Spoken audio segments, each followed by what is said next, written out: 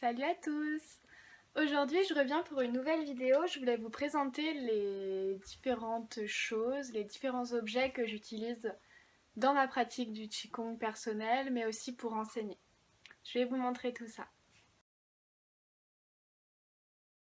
Pour commencer déjà, j'ai un super joli, tout nouveau tapis rose qui va, je pense, me mettre de bonne humeur pour faire mon Qigong, mes étirements le matin. Donc c'est important d'avoir un endroit qui donne envie en fait de pratiquer. J'ai aussi toujours depuis quelques années mon Zafu qui me suit absolument partout. Quand j'ai fait ma formation aussi, je l'ai toujours pris avec moi et je l'aime trop, il est trop bien. C'est trop confortable et c'est important pour quand on médite en fait d'être assis confortablement.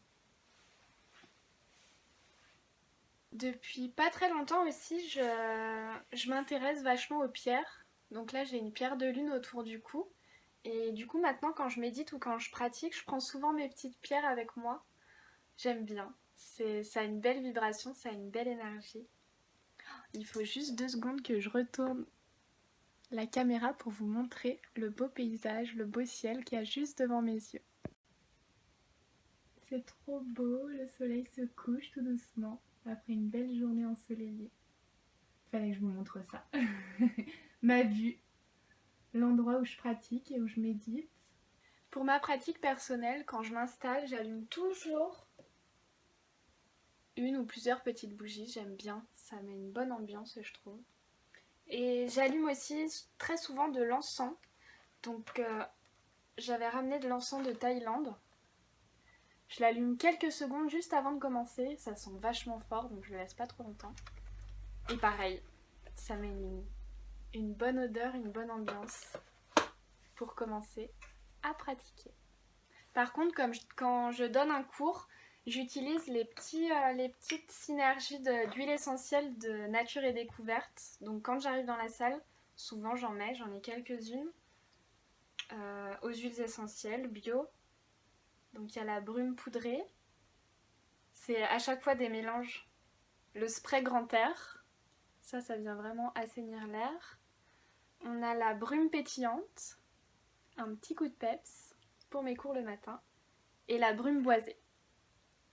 Ça pareil, ça sent super bon quand les gens entrent dans la salle. On est déjà prêt pour pratiquer. Quand je suis chez moi, régulièrement, pour méditer, j'ai ce livre. C'est le Tao au jour le jour, 365 méditations taoïstes. Et normalement, chaque jour a une méditation spéciale. Moi, ce que je fais souvent, c'est que je prends au hasard, j'ouvre le livre, et je tombe sur une méditation. Donc il y a une espèce de citation en fait et après une explication. Et c'est vachement bien fait et du coup ça donne vraiment une ligne pour la méditation quand on n'a pas trop d'idées. Et il est franchement bien fait et j'aime bien. L'esprit qui ne tourne sans cesse au dehors ne mettra jamais fin à la soif. Seul l'esprit tourné vers l'intérieur trouvera un lieu de paix immobile. Et ensuite, il y a toute une explication. C'est super intéressant. Je l'ai depuis longtemps ce livre, depuis que je me suis intéressée à la médecine chinoise et au Qigong. Pour Noël, j'ai reçu le tarot d'Osho et les cristaux de guérison, des cartes, un oracle en fait. Et j'apprends tout doucement à me les approprier, à les utiliser. C'est vrai que très souvent le matin, juste après ma pratique de Qigong et juste avant ma méditation, je tire une carte. Et pareil, ça peut me guider pour une méditation, pour une réflexion. C'est intéressant. Mais c'est pas évident de s'en servir. J'ai regardé la vidéo d'Ilia qui m'a aidée. Merci beaucoup. Mais c'est quand même pas évident. Et pour finir, quand je donne des cours, j'utilise souvent mon petit bol chantant, mon petit bol tibétain.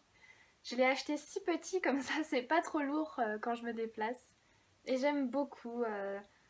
Dans la méditation, ça donne vraiment un point fixe, un point où se repérer, un point pour faire revenir l'esprit, la conscience dans le corps.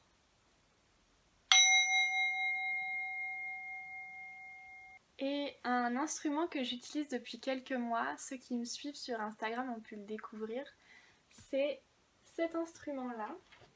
Je vais pas vous faire la démonstration parce que c'est, comment dire, le son est très amplifié, mais en fait c'est le tambour de l'océan, ça s'appelle, et en fait ça reproduit le son de la mer, le son des vagues, de l'océan, ou alors il y en a qui peuvent aussi imaginer la pluie. Et je l'utilise pendant la méditation, donc les 5-10 dernières minutes de mes cours. Et ça permet un lâcher-prise incroyable, ça fait vibrer le corps et j'adore. Alors soit les gens adorent, soit les gens détestent parce que c'est un son qui peut être emportant, pénétrant, qui peut faire un peu peur. Bah, comme l'océan en fait, l'eau est un peu imprévisible et du coup cet instrument ça fait ressortir certaines émotions et c'est intéressant d'un côté. Voilà, vous avez découvert toutes les petites choses que je peux utiliser dans ma pratique personnelle et dans les cours que je donne. Je crois que j'ai rien oublié. Une toute dernière chose que j'ai pas là, mais j'ai toujours à proximité de moi un plaid ou un châle, un gros pull pour me couvrir parce qu'on se refroidit vachement vite quand on se pose et quand on s'allonge ou on s'assoit pour méditer. J'espère que cette vidéo vous aura plu. N'hésitez pas à me dire en commentaire, vous, tous les petits objets que vous utilisez ou alors me notifier sur Instagram sur les choses que vous aimez et que vous aimeriez me faire découvrir pour améliorer ma pratique, pour qu'elle soit plus agréable. Je vous remercie de me regarder et je vous souhaite soit une belle journée, soit une belle soirée. À très vite!